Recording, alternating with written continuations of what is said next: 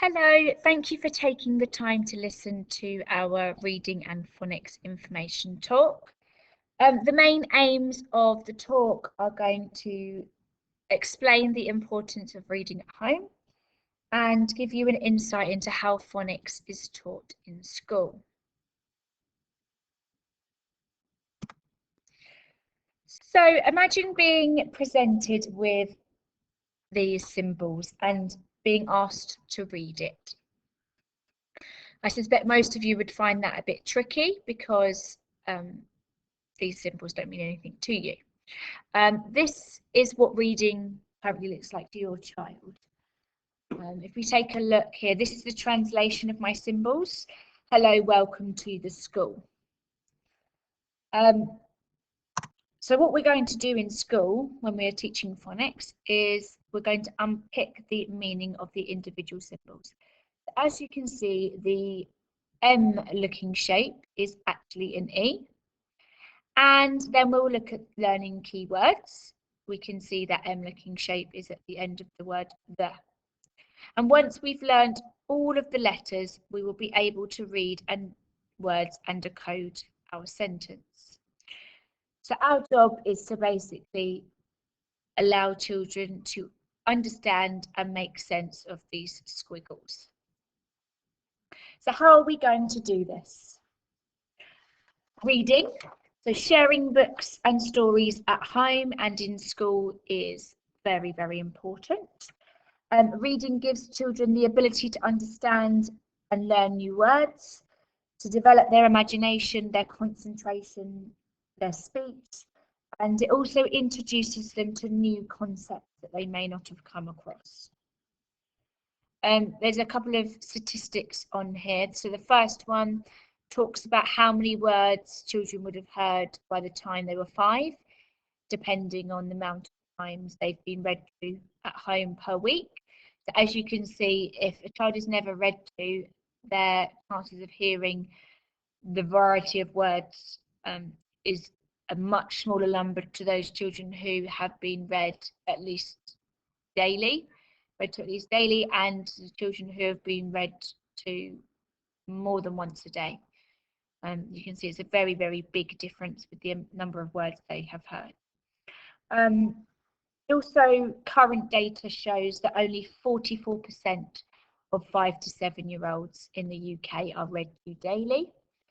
But at St Barnabas, we want to make this 100% of 5 to 7-year-olds. And the only way we're going to be able to do this is if you help us as well. So from a teacher's point of view, it's really, really clear to us who is read to at home often. These children generally do better at school. They have got a bigger understanding of the world around them. They use a wider range of vocabulary. Their listening skills are much better. Their understanding skills are much better. So there are so many reasons why you should be reading at home. Of course, in school, the children are always read stories to. We try to have as many story times as we can in the day, and there are always books on offer for children to share independently or with a friend or with a grown-up. The other way we're going to do this is through teaching phonics. So children are taught to link sounds and letters and to blend and segment words during their phonics lessons. Words are made up of small units of sounds, and we call these phonemes. And phonics teaches children to listen to these phonemes carefully, listen to the phonemes that make up each word, and in turn, this helps children to read the words and eventually spell them. So currently in school, we're following letters and sounds.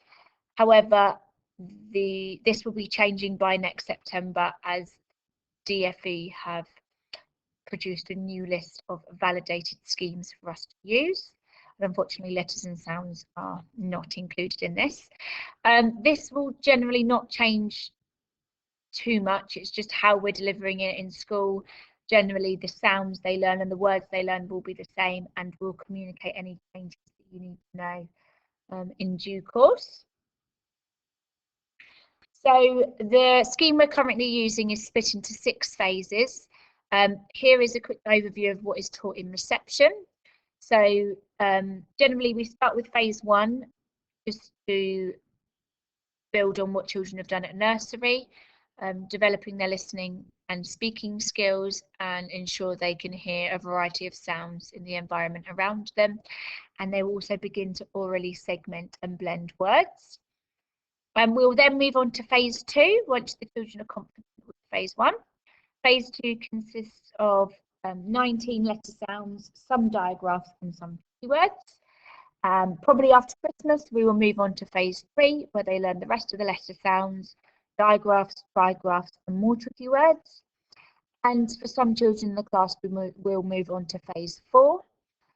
There's no new sounds taught in phase 4. It's focusing on consolidated knowledge, being able to read 4-letter words like tent or frog, and reading adjacent consonants like in the C and the L in the word clap, or the M and the P in the word damp. And they will also learn further tricky words as well. In your information pack, the paper copy, there is an explanation of what tricky words are, because I know this is a new term for some people. So in phonics so far, we've been developing our listening skills using the 7 aspects of phase 1. Our main focuses now are looking at rhythm and rhyme. So rhythm is, for example, being able to clap out syllables in words. So the word dinosaur, you'd clap out dinosaur. And identifying words that rhyme, for example, hat and cat. We're also looking lots at hearing initial sounds in words. So all of these pictures, they all begin with a sound. So sun, sock, snake, sad. And also we've done a lot of work on oral segmenting and blending. So oral segmenting and blending. So the segmenting of a word is breaking it down into the sounds. So the word cat would be broken down as k, at. The children would then hear that as cat, and this would be them blending the word, so merging the word back together. This I Spy sheet is also in your pack. We use it quite a lot in class, either for oral segmenting and blending, so I'd sound out a picture for them to find, or to play I Spy. So I might say, I spy with my little eye, find something beginning with S.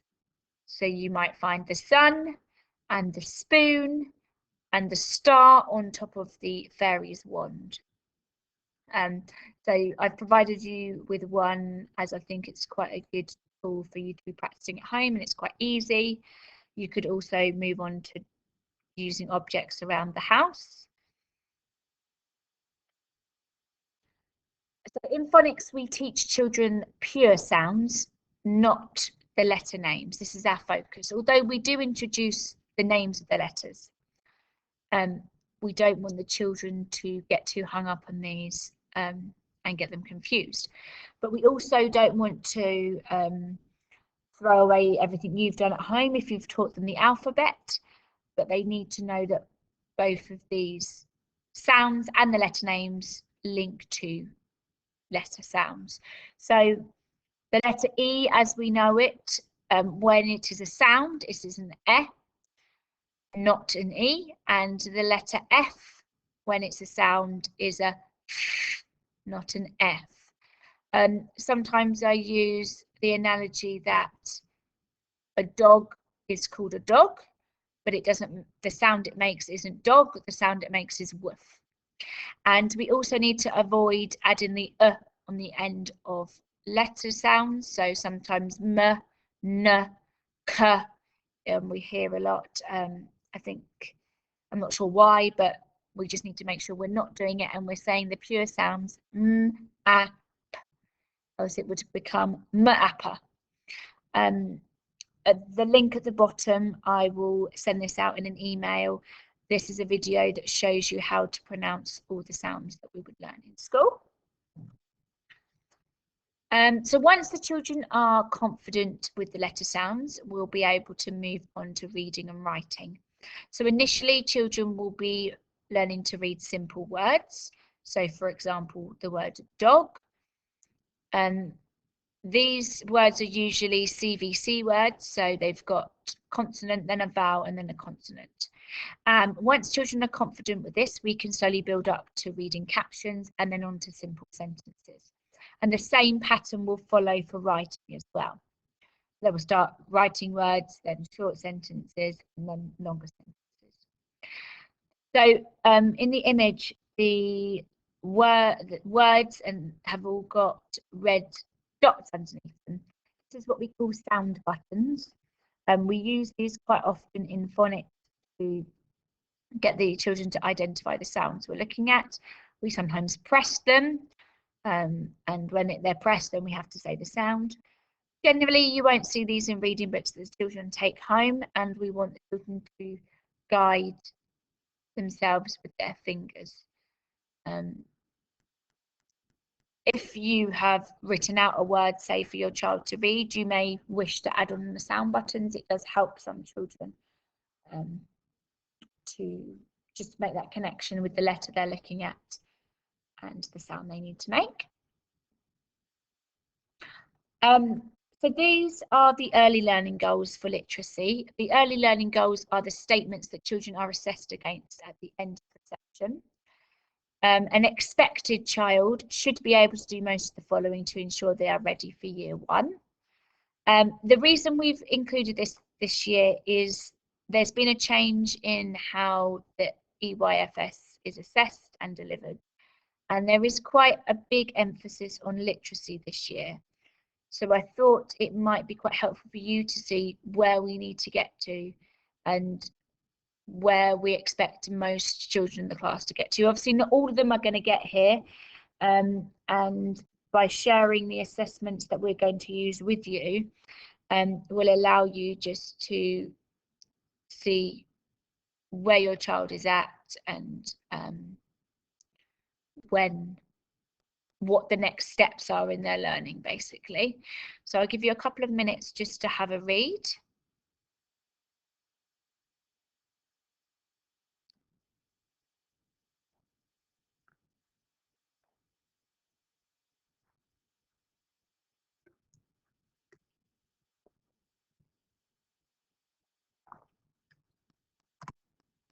So what can you do? You can read together at home, enjoy a wide variety of books, share a story with your child at least once a day, and share your child's reading book at least 3 times a week. Use the letter sounds, not the letter names. Writing lowercase, except when there needs to be a capital letter, so for example, in a name. And encourage your child to recognise letters in their environment on street names, signs, packets, and brand labels. Once a child is able to sort of recognise these sounds consistently, it will obviously help them when they're reading, so they recognise the letter sound that they're looking at and they recall that instantly. So you would have collected your child's reading books today. Most children are beginning on wordless books, and the idea of this is to help children develop their storytelling skills. There is some more information in your pack about the importance of lilac books, and there's also 2 videos I will share with you, an example of how you might want to share the book and also a video explaining the benefits of reading wordless books. Once your child is become more confident and secure with letter sounds, they will bring home a book containing initial sounds. This is a book a bit like the I Spy page earlier on. There'll be a letter sound, so for example, a, and the child will need to find all of the things on the page to start with an a. So they might find an apple, an ant, an ambulance, an arrow, an anchor. And then once they're confident with this, and they're confident with identifying the letter sounds and their segmenting and blending, they will bring home a book with the words in. As I've already said, we ask that you read with your child at least 3 times a week, and we aim to read with each child at least once a week in school. Some children, this will be more, some children will be less, depending on the stage they're at and their interest in reading.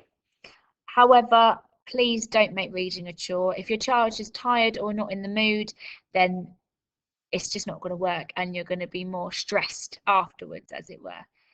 We completely understand that, you know, things don't always go perfectly at home. Just try and make the effort as much as you can. And reading a book more than once is okay. Many parents say, oh, they've read that book, they know that book, but actually each time your child reads a book, they're going to notice more, they're going to learn more words, they're going to ask more questions, and they might see different things in the pictures to the first time they read it. And we will change reading books on a Tuesday and a Friday if your child has read the book a couple of times.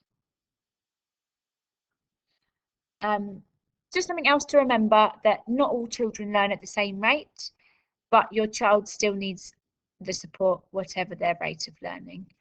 I know parents find it quite easy to compare how their child's doing compared to their friend's child, but this isn't helpful because we've all had different experiences. If your child is finding phonics and particularly difficult, it might be worth getting their hearing checked just so we can rule out any difficulties there. So obviously if a child cannot hear the sounds we are making clearly, they're not going to be able to recognize them and make the sounds themselves. And always, we're here to help you, so please do come and ask if there's anything you're unsure about or anything you need support with. You know, we are the experts and you're trying to support us to get your child reading. If you have any questions, then please come and ask them before or after school. Send us an email using the Acorn email address, or write them in the comments at the bottom of the post. Thank you for listening. If there is anything I haven't covered you really need to know or want to find out a bit more about, then please do let us know, and we will send your child's reading book out to you as soon as possible. Thank you.